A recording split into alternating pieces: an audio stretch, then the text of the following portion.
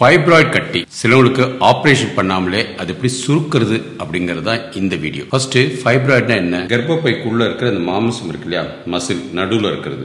உள்ள இருக்கிறது வந்து எண்டோமெட்ரியம் சொல்லுவோம், வெளியில இருக்கிறது சீரோசா. இந்த நடுவுல இருக்கிற இதுல வந்து கட்டிகள் வரும், அது குட்டி குட்டியா கட்டி வரும். சிலவங்களுக்கு வந்து பெலாப்பழம் சைஸ் கூட இருக்கும். நம்ம பேசுறது வந்து குழந்தை உண்டாகாம இருக்கிற தடுக்கிற போது அப்ப நம்ம வந்து அந்த ஃபைப்ராய்ட் கட்டி எப்படி சுருக்கிறது பார்க்கணும்.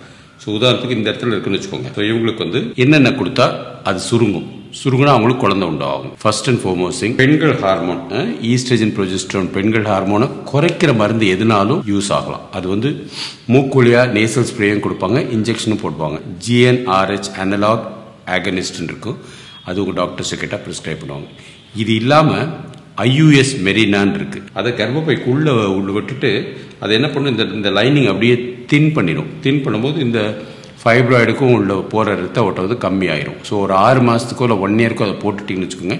அதுக்கப்புறம் எடுத்துட்டு நீங்கள் கன்சீவ் ஆனி நார்மலாக கன்சீவ் ஆயிடுவீங்க.